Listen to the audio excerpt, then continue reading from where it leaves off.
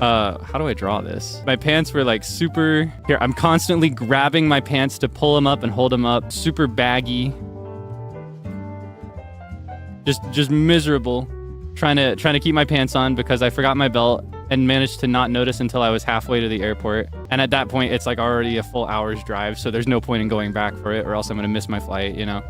So it was a rough morning, but here's the truth. I did not look like this because of the flight. I looked like this because it was a rough series of weeks leading up to the flight. It was not the best of times for young Kaelix. I was not doing so good. When I arrived, I didn't think anything of it when I took the photo, but when I compared it to photos that I took later on in the week, it was very noticeable. I basically looked like a skeleton. Not for any lack of nutrition or anything. I eat great, I sleep right, but I guess I've been under considerable amounts of stress lately. Lately as in like the last few months. So I had very visible dark circles. I look like this. Here, hold on. There you go.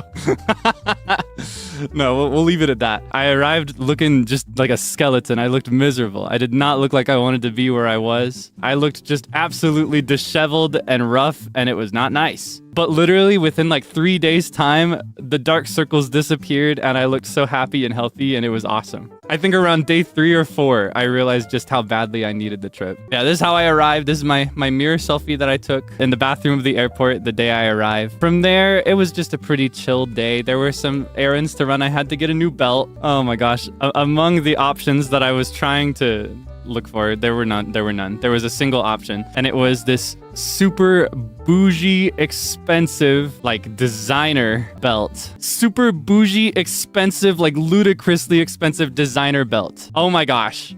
The dollars I spent on this. Okay, in my defense, I think belts like these actually tend to go for a lot more if it's designer, but this was much more than I am personally willing to spend on a belt. It was a disgusting amount. Oh my gosh, haunted by it, but I needed a belt. And you know, I wanted to look right when I met my friends. When they saw me, you know, I wanted to look good and I didn't want to be pulling my pants up the whole day. So I was just going for the first option that I could find. I saw this one hanging up in one of the airport stores. I was like, okay, finally a belt. Because I checked every single store in all 3 airports. I checked all 3 airports. I checked mine, I checked the connecting airport, and I checked the one I landed in. None of them had any except for this one store in the 3rd and final airport. I grab it and I'm like, oh, can I have this please, ma'am? And she was like, yes, of course. But there was no price tag on it. There was no visible price tag. She rung me up. She's like, all right, that'll be $. I was like, oh, okay. And everything in my body was like, no, Kaelix, tell her you can't get this. Tell her it's too expensive, put it back. But I couldn't do it because I was too shy. So I bought it. I sure did. It was this many.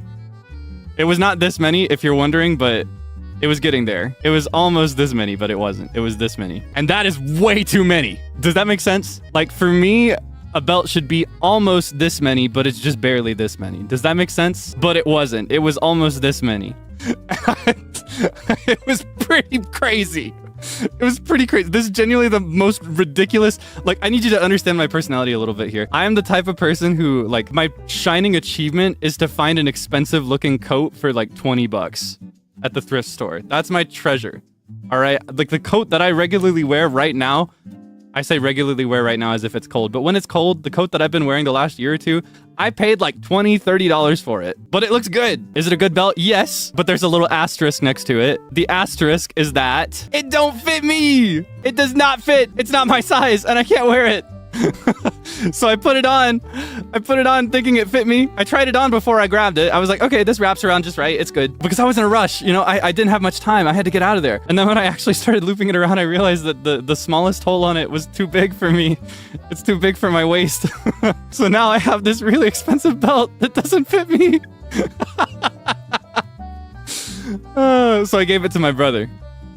And it fits him perfectly because he's got a bigger waist than me. Yeah, it fits him flawlessly. It looks great. He likes nice things. So it became a gift. It became a gift.